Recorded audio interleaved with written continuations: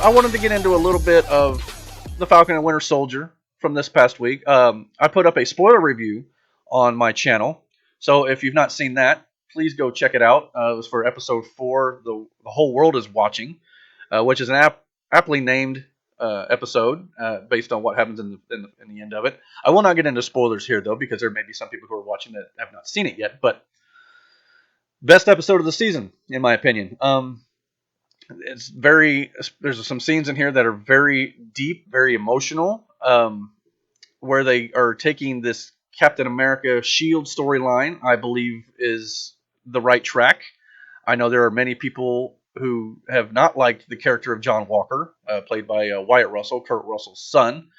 But I think by the end of this episode, everybody is going to be a little more intrigued with this character. A lot of people just didn't like him earlier on because he wasn't Steve Rogers and he wasn't Captain America. I understand that. I love Steve Rogers too, and I love Chris Evans in that role.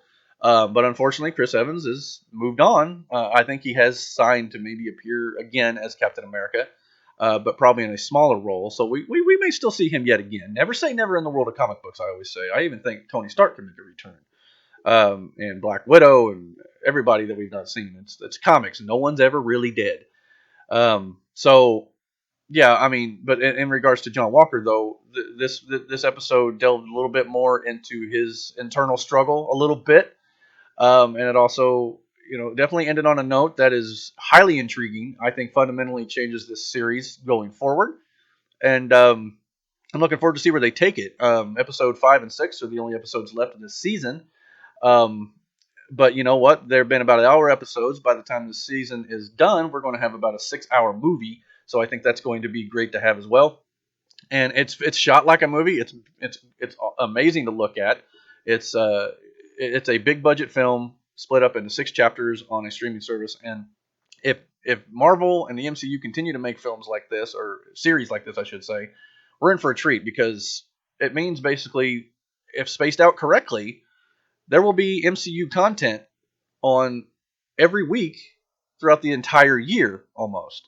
There may be a few weeks here and there where there's a gap and there's no content, but in 2021 we've already had 8 weeks of WandaVision. We're 4 weeks into Falcon and Winter Soldier. Loki's right around the corner. Then we got movies interspersed in between. We got What If coming out this year, the animated show from Marvel. We've got Hawkeye. We've got Miss Marvel, all on Disney Plus, and then we've still got the movies, obviously, Black Widow, Shang-Chi, and the Legend of the Ten Rings. We've got Eternals and Spider-Man No Way Home rounding out the year. I mean, that is a giant list for the MCU for just 2021 alone. And I won't even get into 2022 and 2023 off the top of my head, because I can't remember. I can't keep it all straight this year.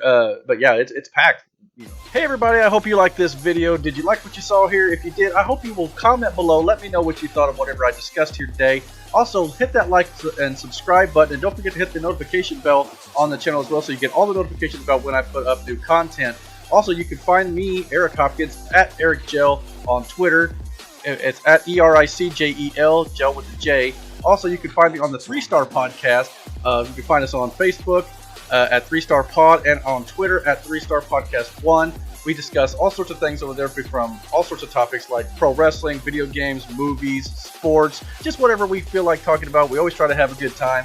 Me and a group of guys over there, we enjoy doing our shows weekly, and usually we'll talk about just whatever comes to our head. So I hope you guys enjoyed this video, and until next time, take care.